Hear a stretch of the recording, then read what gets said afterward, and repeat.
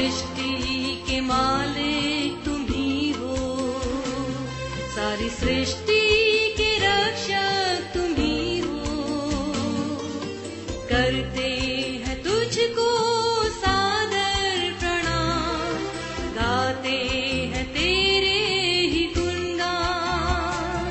सारी सृष्टि के मालिक तुम ही हो, सारी सृष्टि के रक्षक तुम ही हो। करते हैं तुझको सादर प्रणाम, गाते हैं तेरे गुणगान।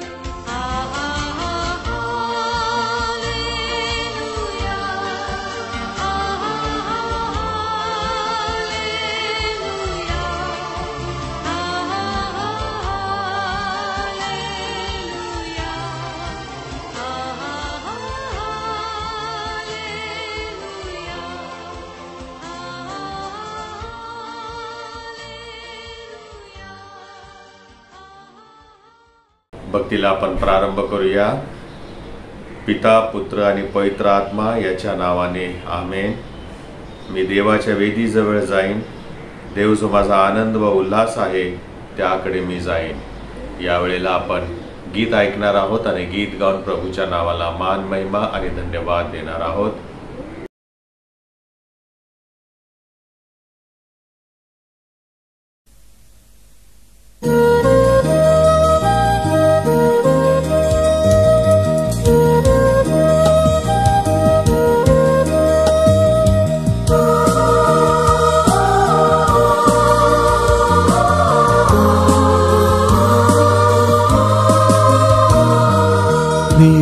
जनों के संरक्षक संत योसेफ तू है महान, ले चल तू हमको यीशु की राह, हमको मुक्ति की ओर।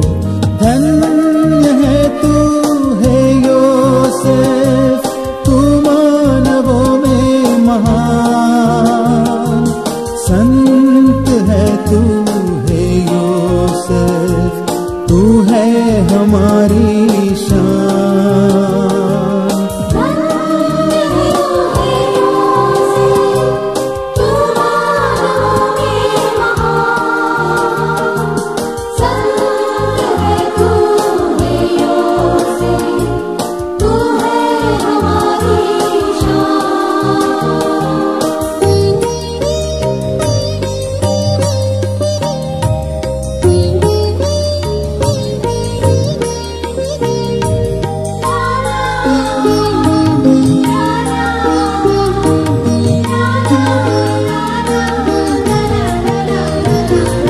प्रतिमा है तू धीरज की, त्याग की मूरत है।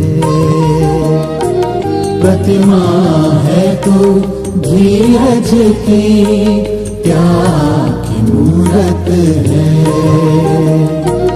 आज्ञाकारी हर पल रहा, आज्ञाकारी हर पल रहा, करुणा की सूरत है। धन्य है तू है योसेफ, तू मानवों में महान, संत है तू है योसेफ, तू है हमारी शान।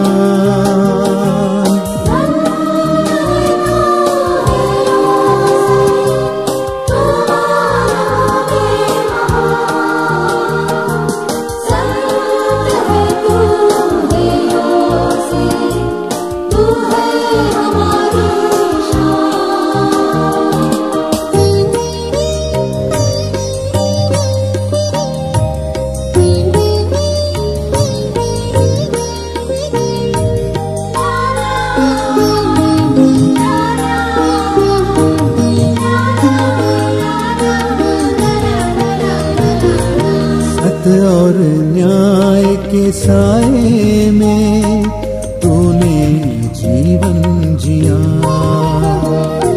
सत्य और न्याय के साए में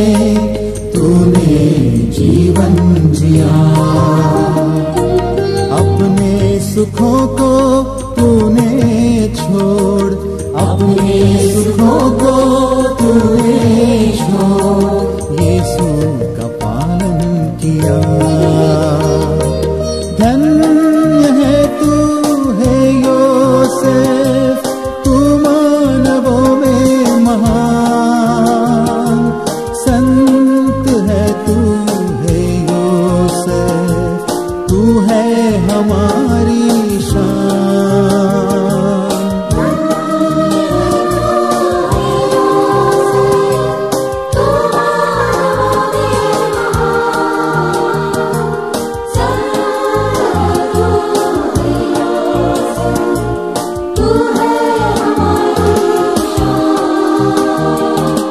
ख्रिस्त जनों के संरक्षक संत योसेफ तू है महान।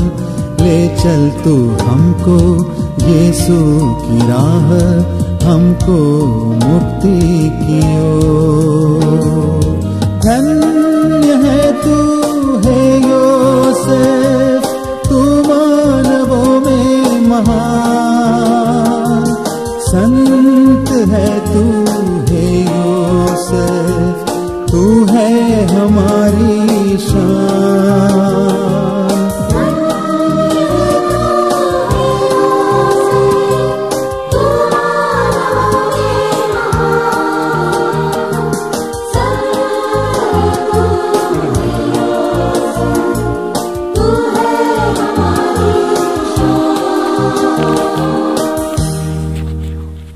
आपण प्रार्थना करू। हे सर्व समर्थ देवा, तुला सर्व अंतःकरणे उघडी आणि सर्व इच्छा माहीत आहेत आणि तुझपासून काही गुप्त नाही। आम्ही पूर्णपणे तुझर प्रीती करावी व तुझ्या नावाचा महिमा यथायोग्य वर्णावा, म्हणून तो आपल्या पवित्र आत्म्याच्या प्रेरणेने आमच्या मनातील विचार शुद्ध कर, आमचा प्रभू ख्रिस्त याच्याद्वारे आमेन। नियमशास्त्राचा सारांश।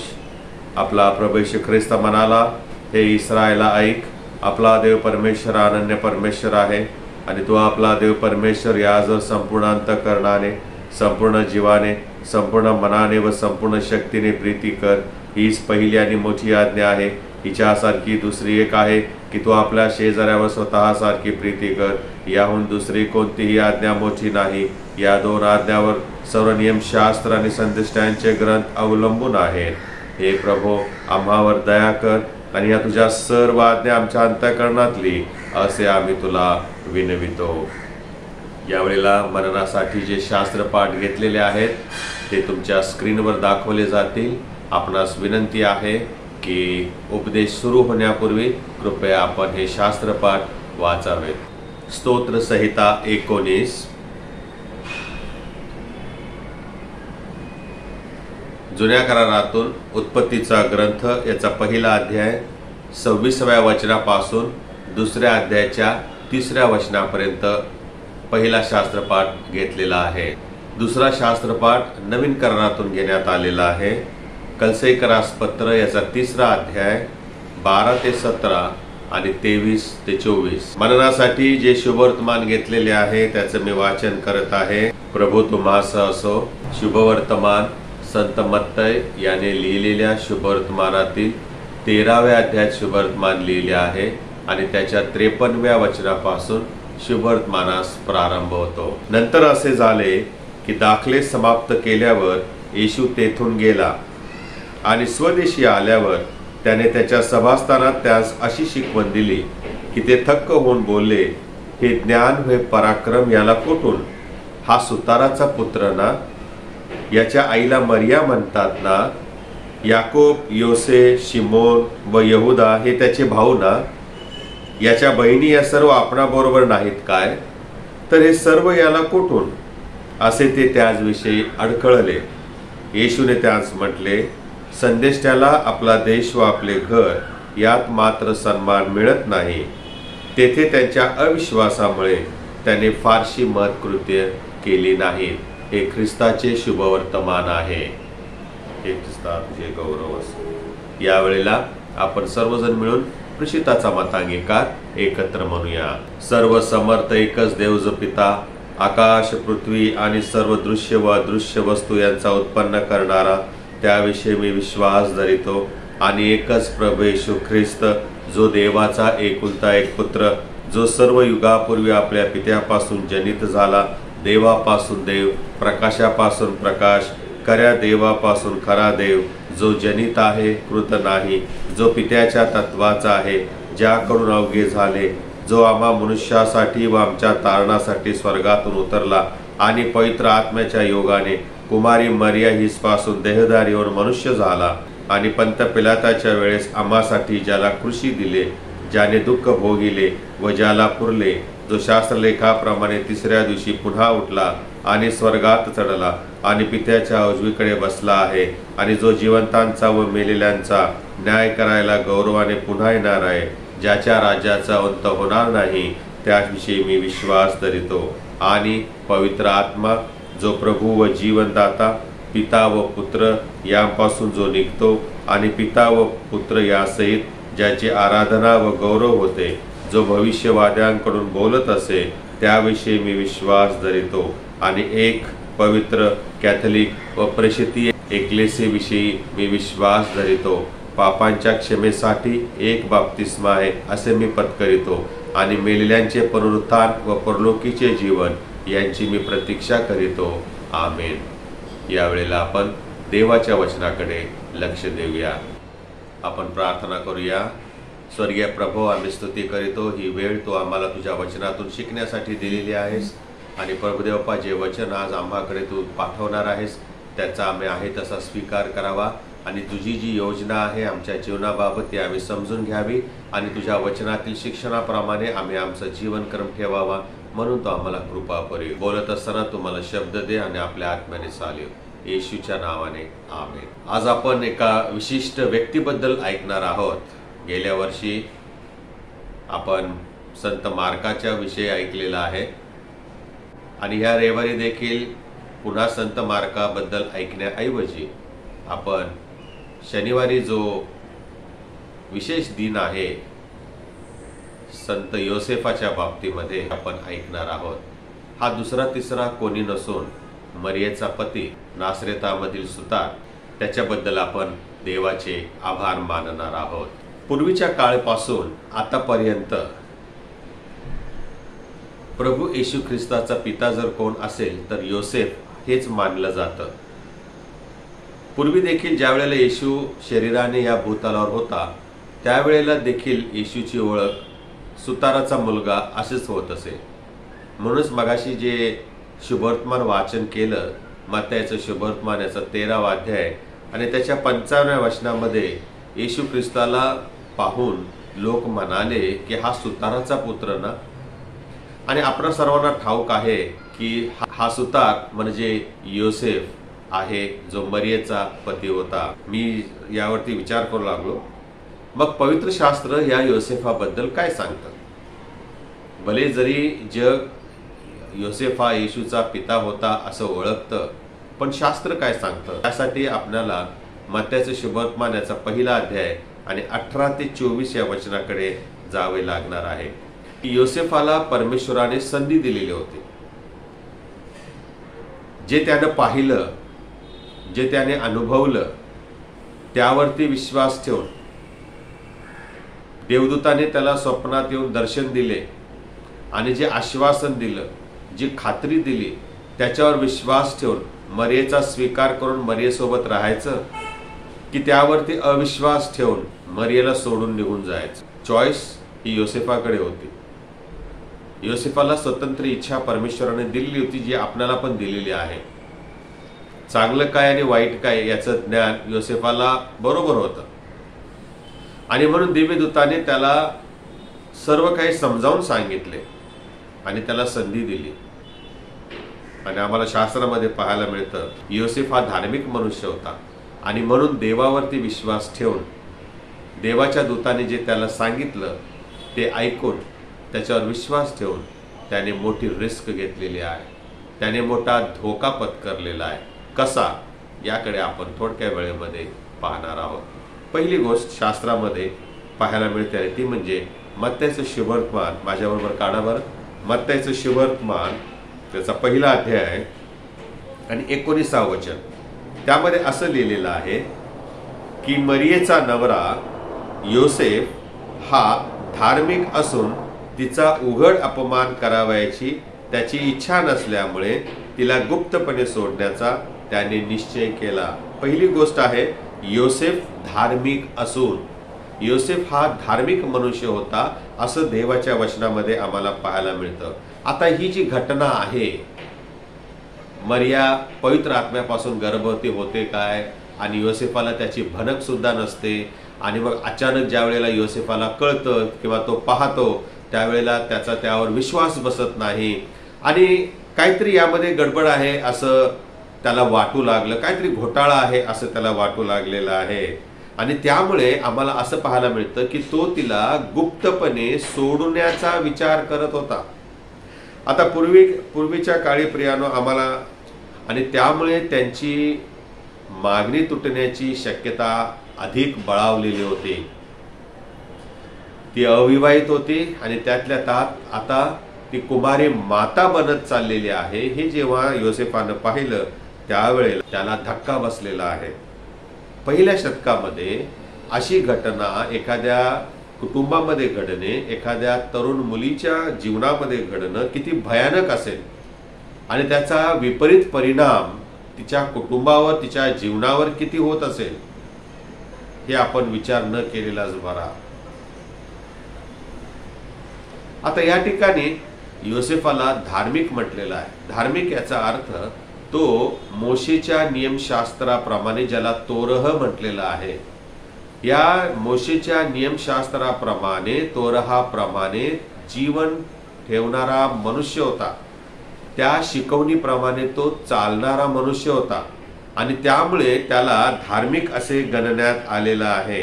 आणि त्या नियमशास्त्रानुसार ज्याचं तो पालन करत होता, त्या नियमशास्त्रानुसार ज्या वेळेला एखादी पत्नी अशा प्रकारे विवाहापूर्वी गरोदर दिसून येते, तिला धोंडमार करण्याची शिक्षा होती आणि ती शिक्षा देण्याचा अधिकार योसेफाला होता. काही असो, पण त्याने ती शिक्षा न देता तिला गुप्तपणे सोडण्याचा त्याने विचार केला. आता विचार करा, जरी त्याने तिला गुप्तपणे सोडले असते तरी सकाळ झाल्यावर किंवा दिवसांनी कळलंच असतं ना शेजाऱ्यांना, पाजाऱ्यांना. एक तर ते छोटंसं गाव, त्या काळी लोकसंख्या किती असेल त्या ठिकाणी नासरेतातली. परंतु योसेफ मरियेला सोडून जाईल खरा, परंतु तो गेल्यानंतर मरियेची काय अवस्था होईल, तिच्या कुटुंबाची काय परिस्थिती होईल याचा आपण विचार करावा. जरी शास्त्रामध्ये या गोष्टीविषयी जास्त लिहिलेलं नाही, परंतु मरियेची प्रियानो आणि तिच्या कुटुंबाची निंदा नालस्ती झाली असती. लपून राहण्यासारखी ही काही गोष्ट नव्हती आणि धोंडमार हीच एक शिक्षा काय ती त्या गोष्टीसाठी होती. येशूच्या सेवा कार्यामध्ये पण आपण पाहायला मिळतो, ज्या वेळेला व्यभिचारी स्त्रीला पकडून आणलं होतं आणि तिला धोंडमार करायचा का असं विचारलं होतं, त्यावेळेला प्रभू श्री ख्रिस्ताने त्या व्यभिचारी स्त्रीची बाजू घेतली आणि तिला त्या धोंडमार या शिक्षेपासून वाचवलं. मग ही शिक्षा योसेफ तिला देऊ शकला असता किंवा जरी योसेफाने दिली नाही, पण तो जर तिला गुप्तपणे सोडून गेला असता तर समाजाने ही शिक्षा तिला दिली असती आणि त्यामुळे समस्या अधिक वाढणार होती. बरं, अशा परिस्थितीमध्ये जरी तो गेला असता तरी त्या मरियेशी दुसरा कुठल्या पुरुषाने विवाह केला असता.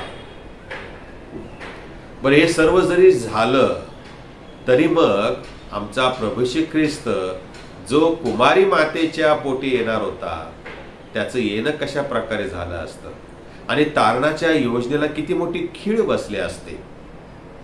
म्हणजे योसेफाची भूमिका अत्यंत महत्वाची होती. तो जो निर्णय घेणार त्या निर्णयावरती सर्व भविष्य अवलंबून होतं. बरं, असं नाही की तो गुप्तपणे सोडून गेला म्हणजे निर्दोष झाला.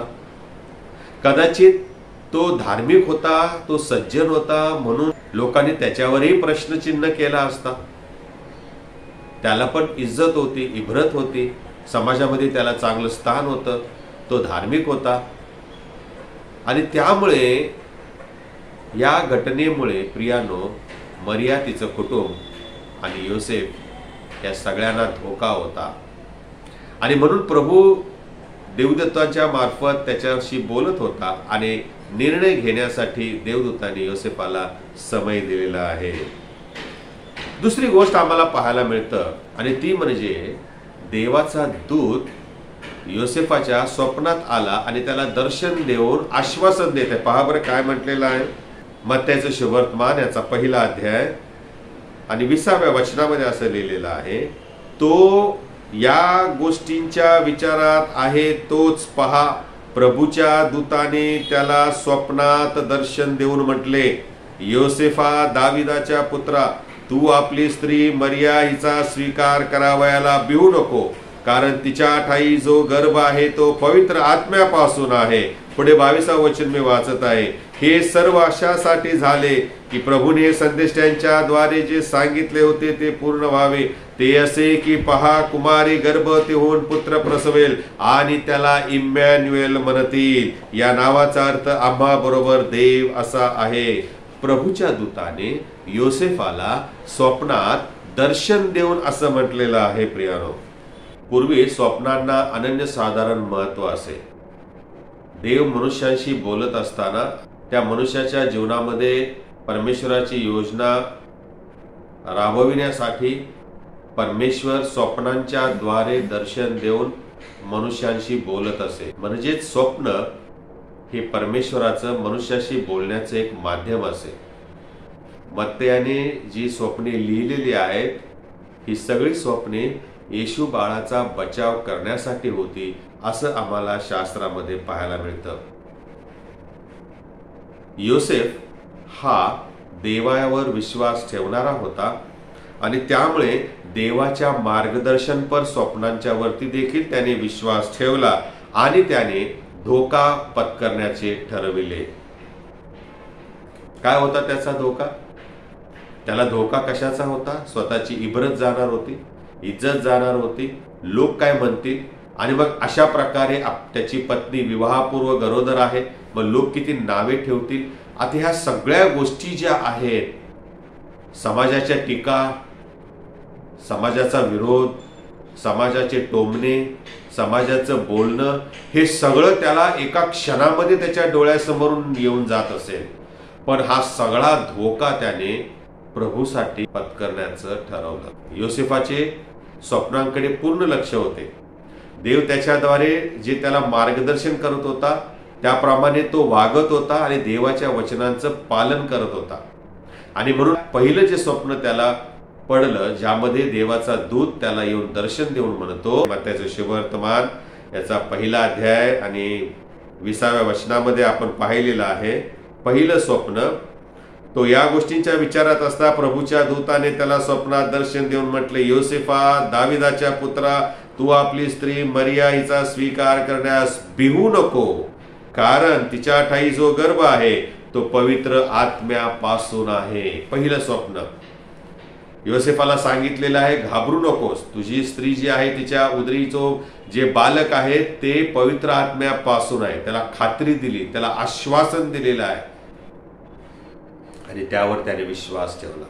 मग दुसरं स्वप्न आम्हाला पाहायला मिळतं आणि ते म्हणजे मत्तयाचं शुभवर्तमान याचा 2 अध्याय आणि 13व्या वचनामध्ये आहे. असं लिहिलेलं आहे त्या ठिकाणी, 2 अध्याय आणि 13वं वचन, ते गेल्यावरती पहा प्रभूचा दूत, म्हणजे कोण? मागी लोक गेल्यानंतर प्रभूचा दूत योसेफा स्वप्नात दर्शन देऊन म्हणाला, उठ, बाळक व त्याची आई यांना घेऊन मिसर देशास पळून जा आणि मी तुला तेथून जाण्यास सांगेन, तोपर्यंत तेथे राहा, कारण बाळकाचा घात करावयास हेरोद त्याचा शोध करणार आहे. हे दुसरं स्वप्न योसेफाला परमेश्वरानं दिलेलं आहे, ज्या स्वप्नांच्या द्वारे परमेश्वर योसेफाशी बोललेला आहे आणि त्या स्वप्नानुसार देवावरती त्याने विश्वास ठेवला आणि योसेफाने बालक आणि त्याची आई मरिया हिला घेऊन मिसर देशास प्रयाण केलेलं आहे. मिसर देशामध्ये जोपर्यंत परमेश्वराने त्याला ठेवलं तोपर्यंत तो त्या ठिकाणी राहिला आणि मग असं म्हटलेलं आहे की देवाने त्याला तिसरं स्वप्न दिलेलं आहे. योसेफाने तिसरं स्वप्न पाहिलेलं आहे आणि त्या स्वप्नामध्ये काय पाहिलेलं आहे पहा बरं. मत्तईचं शुभवर्तमान याचा 2रा अध्याय आणि 19व्या वचनामध्ये लिहिलेलं आहे. पुढे हेरोद मरण पावल्यावर पहा, प्रभूचा दूत मिस्र देशात योसेफात स्वप्नास दर्शन देऊन म्हणाला, उठ, बाळकास व त्याच्या आईस घेऊन इस्रायलाच्या देशांत जा, कारण बाळकाचा जीव घाव्यास जे पाहत होते ते मेले आहेत. आणि मग योसेफ उठला, त्याने बाळक आणि त्याची आई मरिया यांना घेतलं आणि पुन्हा परतीच्या प्रवासाला तो लागलेला आहे. देवाने त्याला स्वप्नात दर्शन देऊन सांगितल्याप्रमाणे त्यावर त्याने विश्वास ठेवला आणि स्वप्नाद्वारे देवा बोलतो याची त्याला खात्री झाली आणि त्याने बालक आणि त्याची आई मरिया या दोघांना घेऊन इस्रायल देशास प्रयाण केलेला आहे. परंतु जेव्हा तो मिस्रावरून निघाला आणि इस्रायलाच्या देशात आला त्यावेळेला असं म्हटलेलं आहे, अर्खेलाव हा आपला बाप हेरोद याच्या जागी यहुदियांत राज्य करत आहे. हे ऐकून तो म्हणजे योसेफ यहुदियात जाण्यास भ्याला, घाबरला. पुन्हा येशू बाळावरती काही संकट येतंय की काय म्हणून तो घाबरला आणि म्हणून यहुदिया प्रांतात न जाता योसेफ बालक येशू ख्रिस्त येशू बाळाला आणि मरियेला घेऊन नासरेतात गेलेला आहे. हो प्रियानो, आणि त्या ठिकाणीच तो राहिला ज्या ठिकाणी मग येशू लहानाचा मोठा झाला. आणि मग चौथ्यांदा परमेश्वराने योसेफाला स्वप्नाद्वारे दर्शन दिलेलं आहे आणि मग असं म्हटलेलं आहे पहा बरं त्या ठिकाणी, स्वप्नात सूचना झाल्यामुळे योसेफ गालिल प्रांतात निघून गेला. यहुदियात तो जाणार होता परंतु तो भ्याला, घाबरला, थांबला आणि मग त्या रात्री देवाचा दूत त्याला स्वप्नात येऊन म्हणाला त्याप्रमाणे, सूचना केली त्याप्रमाणे मग योसेफ येशू बाळ आणि त्याची आई मरिया यांना घेऊन गालिल प्रांतामध्ये गेलेला आहे. 4 वेळा देव स्वप्नांच्या द्वारे दर्शन देऊन योसेफाला मार्गदर्शन करत होता प्रियानो. हो, आणि योसेफ त्या स्वप्नावर विश्वास ठेवून, कारण त्या स्वप्नांच्या द्वारे देव बोलत होता, त्या देवावर विश्वास ठेवून देवाच्या आज्ञेप्रमाणे वागला आणि त्याचा परिणाम असा झाला की येशू बाळाचं रक्षण झालं. येशू बाळाचं रक्षण झाल्यामुळे आम्हाला तारण प्राप्त झालं. किती मोठं काम ह्या योसेफाने केलेलं आहे. पुढे आम्ही आणखीन एक त्याचा गुणधर्म पाहतो. पहिला आपण पाहिलेला आहे, पहिला गुणधर्म योसेफाचा की तो धार्मिक मनुष्य होता. दुसरा आम्ही पाहिलेला आहे की तो स्वप्नांची दखल घेणारा होता. देवबाप त्याच्याशी स्वप्नांतून बोलत होता. आणि तिसरा मुद्दा आहे, योसेफ हा येशूचा दत्तक पिता झाला. आता बघा, आपण दत्तक कन्या, दत्तक पुत्र हे ऐकत आलोय, परंतु दत्तक पिता होणं, हो प्रियानो, मला तुम्हाला थोडंसं स्पष्टीकरण देऊ द्या. दूताने सांगितल्या अनुसार योसेफाने त्याची जबाबदारी आणि येशूच्या जीवनातील योसेफाचे स्वतःचे स्थान हे योसेफाने लगेच ओळखलेलं आहे.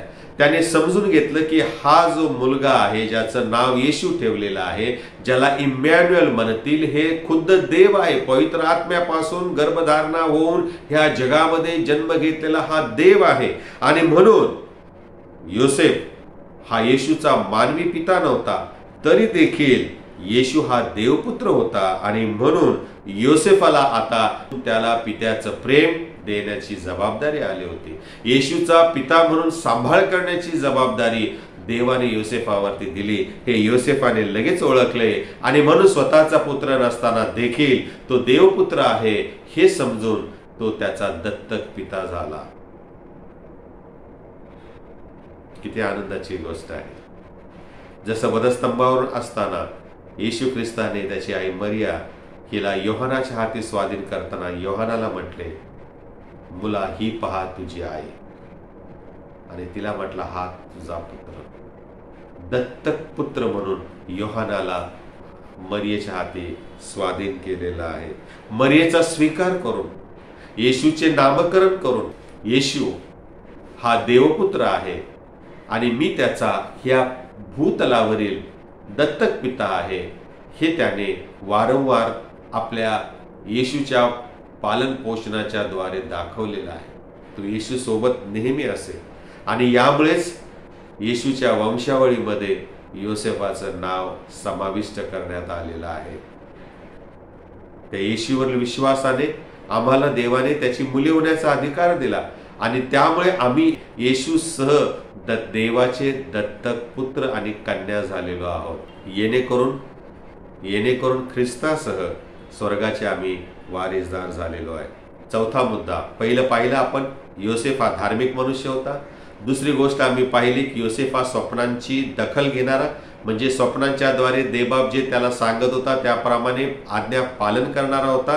आणि तिसरी गोष्ट आम्ही पाहिलेली आहे की योसेफ हा दत्तक पिता म्हणून त्याने त्याची जबाबदारी पूर्णपणे विश्वासाने पाळली. आणि चौथा मुद्दा आहे की तो देवाबरोबर विश्वासू राहिला. येशू प्रौढ झाल्यावर जेव्हा सेवा करू लागला तेव्हा योसेफाचा एकदाच छोटासा उल्लेख आम्हाला वचनामध्ये पाहायला मिळतो आणि तो म्हणजे मत्त्याचं सुवर्तमान 13 अध्याय 55 वचनामध्ये लोकांनी जेव्हा येशूकडे पाहिलं, तर त्याचं भाषण ऐकलं, त्याची शिकवण ऐकली, त्यावेळेला ते म्हणाले, हा सुताराचा पुत्र आहे ना, हा सुताराचा पुत्र आहे. जरी लोकांनी योसेफ म्हटलं नाही योसेफाचा पुत्र, कारण तो योसेफाचा पुत्र नव्हताच आणि त्यामुळे लोक त्याला सुताराचाच पुत्र म्हणत असत. आणि हा एवढाच उल्लेख प्रभू येशूच्या सेवा कार्यामध्ये योसेफाविषयी केलेला आम्हाला आढळतो. शास्त्रामध्ये योसेफाचा उल्लेख येशूच्या जीवनातील महत्वाच्या घटनांच्या वेळी देखील आला नाही. उदाहरणार्थ काना या ठिकाणी ज्या वेळेला मरिया येशूला घेऊन लग्नाला गेली होती त्यावेळेला योसेफ दिसत नाही कुठेच. बरं ते जाऊ द्या, काना येथील लग्न सोडलं तर आम्ही येशू ख्रिस्ताच्या सेवेत पण पाहतो की कुठेही योसेफाचा उल्लेख नाही.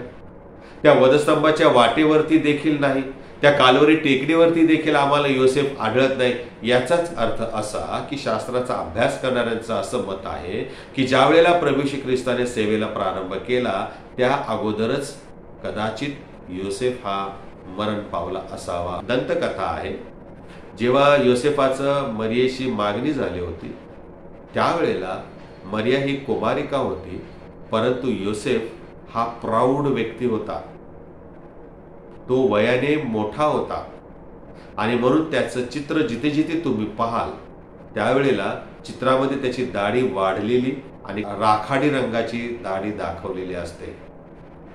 आणि म्हणून मरियेपेक्षा वयाने जास्त असल्या कारणाने कदाचित तो येशू ख्रिस्त सेवेला प्रारंभ करण्या अगोदरच मरण पावला असावा असे लोकांचा अभ्यास आहे. योसेफाच्या बाबतीमध्ये जर म्हणायचं म्हटलं तर त्याचा व्यवसाय सुतारकीचा होता आणि त्यामुळे कालांतराने जगभर योसेफ हा आश्रयदाता संत म्हणून नावाजला गेला. मग विशेष करून जे कामगार क्षेत्रामध्ये आहेत, बांधकाम व्यवसायामध्ये आहेत, त्यांचा हा आश्रयदाता असं मानलं गेलं. आणि योसेफाने येशूच्या जीवनामध्ये फार मोठं कार्य केलेलं आहे. जरी योसेफाबद्दल आम्हाला जास्त लिहिलेलं आढळत नाही, त्याला जास्त महत्त्व दिलेलं आढळत नाही, तरी सुद्धा योसेफाच्या जीवनाबद्दल आम्ही देवाचे उपकार स्तुती करतो.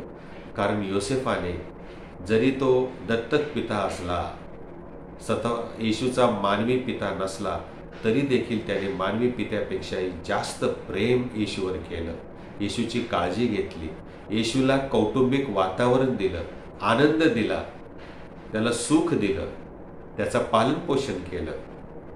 हो प्रियानो, आणि हे सर्व धार्मिक मनुष्यच करू शकतो. स्वतःच्या जीवनामध्ये विरोधी परिस्थिती निर्माण झालेली असताना देखील देवावर विश्वास ठेवून, देवाच्या वचनाप्रमाणे आचरण ठेवून या तारणदात्याला त्याने या जगात आणले, या तारणदात्याला त्याने या जगामध्ये सांभाळले. आणि म्हणूनच मरियेचा अपमान न होऊ देता, स्वतःचीही निंदा नालस्ती होऊ न देता, सर्व जग सर्व समाज विरोधात गेलेला असताना देखील देवाच्या वचनावर केवळ त्याने विश्वास ठेवला आणि तारणाची योजना पूर्ण होण्यामध्ये योसेफाचा मोठा सहभाग आहे. आणि त्याबद्दल आपण देवाचे आभार मानूया. आपण प्रार्थना करू. प्रभू देवापा, आम्ही स्तुती करीतो, तुझ्या नावाला मान, महिमा आणि धन्यवाद देतो. योसेफ, हो परमेश्वर पिता, ज्याचा जास्त उल्लेख तुझ्या वचनात कुठे आढळत नाही, परंतु दत्तक पिता म्हणून, येशूचा एक पिता म्हणून प्रभू आम्हाला तो शास्त्रामध्ये मत्तयाचे सुवर्तमान 1 अध्याय आणि 13व्या अध्यायात पाहायला मिळतो. जरी मानवी पिता नाही तरी परंतु प्रभू त्याने त्यावर अधिक प्रेम येशू बाळावर केलं. तुझा पुत्र आमचा प्रभू येशू ख्रिस्त याच्यावर केलं, त्याचं पालन पोषण केलं. कारण प्रभू योसेफ हा धार्मिक मनुष्य होता, तुझ्या आज्ञांच्यावर विश्वास ठेवून आज्ञा पालन करणारा होता. आणि प्रभुदेव बाप्पा तो मोठ्या मनाचा होता, विशाल मनाचा होता.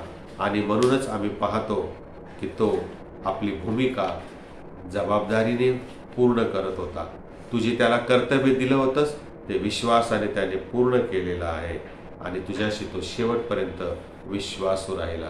प्रभू अशा प्रकारे अशा या योसेफाचं आम्ही अनुकरण करावं म्हणून तो आम्हाला सहाय्य कर, येशूच्या नावाने आमेन. यावेळेस आपण गीत ऐकणार आहोत, जय जय जगदीशा. आणि हे गीत होत असताना आपण आपली दान आणि अर्पणे प्रभूच्या भांडारामध्ये अर्पण करूया. दान घेतल्यानंतर आपणास विनंती आहे की तुमचं जे कौटुंबिक दान आहे ते कृपया तुमच्या चर्चच्या खात्यावरती ऑनलाईनद्वारे पाठवण्याची कृपा करावी. गीत क्रमांक 35.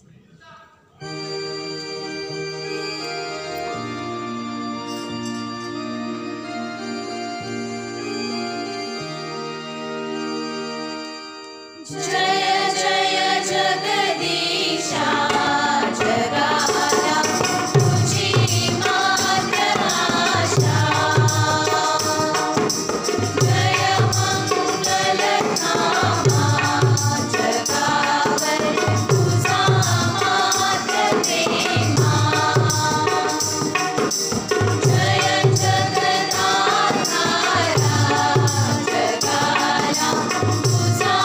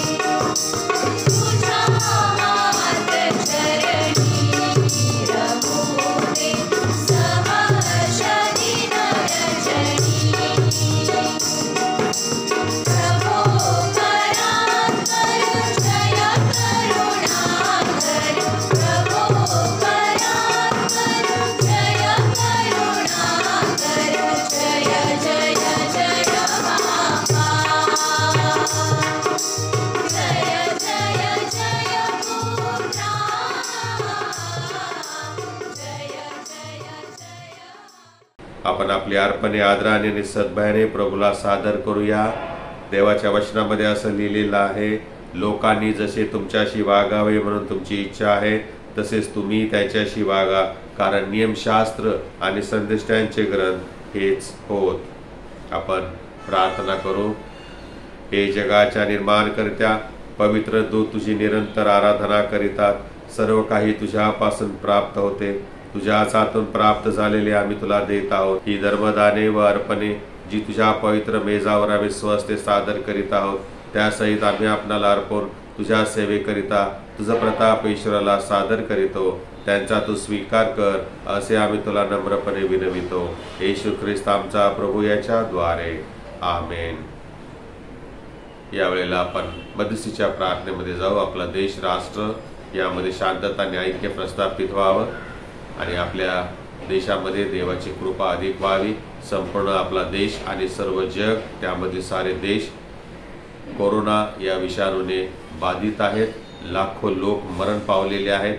हजारो लोक आज या कोरोनामुळे बिछाण्यावरती आहेत, हॉस्पिटल्समध्ये आहेत आणि अनेक लोक दुःख सहन करत आहेत.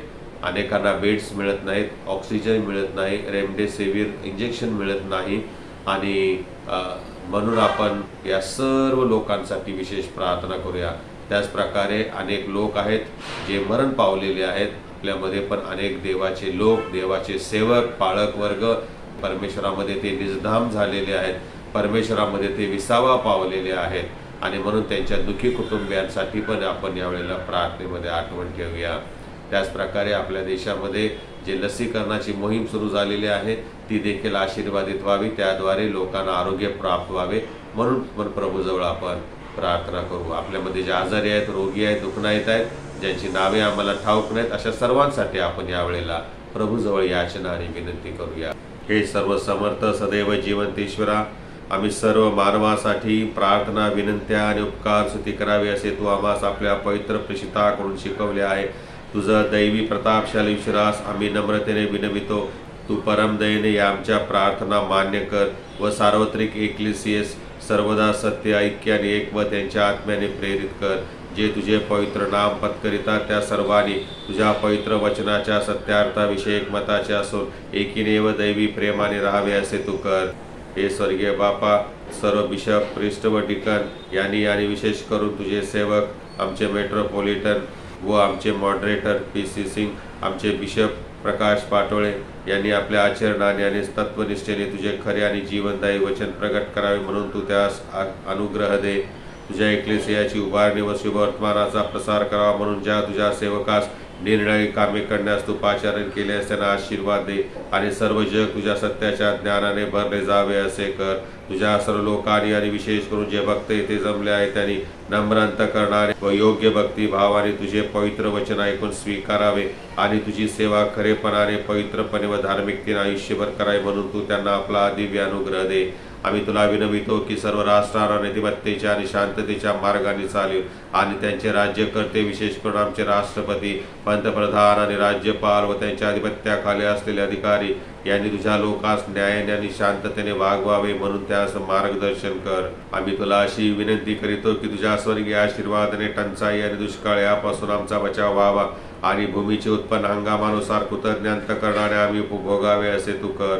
हे प्रभू, आम्ही तुला अत्यंत नम्रतेने विनवितो की अनश्वर आयुष्यात जे कोणी क्लेश, शोक, अडचण, दुखणे अथवा दुसरी कोणतीही विपत्ती आणि कोरोना यांनी पीडित आहेत, प्रभू तू त्यांचे सांत्वन कर आणि ज्यांचे आत्मे तुझजवळ आलेले आहेत, जे मरण पावलेले आहेत, त्यांच्या दुःखी कुटुंबियांचे तू सांत्वन आणि सहाय्य कर। जे तुझे सेवक तुझा विश्वास व भय दुरून निवर्तले आहेत त्यांचे तू रक्षण करावे म्हणून त्यास आम्ही तुझ्या पितृवत करुणेस निरवितो। तुझ्या सर्व संतांद्वारे जो अनुपम आणि अनुग्रह आणि सद्गुण प्रगट झाले आहेत त्याबद्दल तुझी परम स्तुती करीतो व तुझे आभार मानतो आणि विनवितो की आम्ही त्यांच्याप्रमाणे विश्वासात स्थिर राहून तुझ्या पवित्र आज्ञा पाळाव्यात, यासाठी की तुझ्या पुत्राच्या रहस्यमय शरीराचे अवयव आहोत त्यांनी व आम्ही शेवटच्या दिवशी तुझ्या स्वर्गीय राज्याचे सहभागी व्हावे। हे बापा, आमचा एकच मध्यस्थ व कैवारी येशू ख्रिस्त जो पवित्र आत्म्याच्या ऐक्यात तुझसह एकच देव असून सदैव जिवंत राहतो आणि राज्य करतो, त्याच्या प्रित्यर्थ असे कर। आमेन। यावेळेला आपण सर्वजण मिळून प्रभूने शिकवलेली प्रार्थना म्हणूया।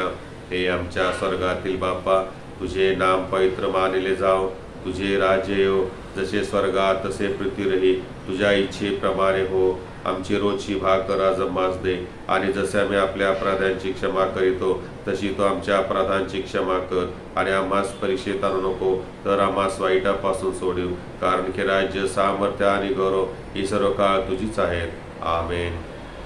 यावेळेला आपण आशीर्वाद घेऊया। सर्व बुद्धी सामर्थ्याच्या पलीकडे असलेली देवाने दिलेली शांती तुमची अंतःकरणे व मने देवाच्या आणि त्याचा पुत्र येशू ख्रिस्त आपला प्रभू याच्या ज्ञानात प्रीतीत राखो आणि सर्व समर्थ देव, पिता, पुत्र आणि पवित्र आत्मा याचा आशीर्वाद तुम्हावर असो आणि तुम्हास सदा सर्व काळ राहो। आमेन। यावेळेला आपण सुवंद्य देवा हे गीत गाऊ आणि आपली आजची भक्ती आपण समाप्त करू।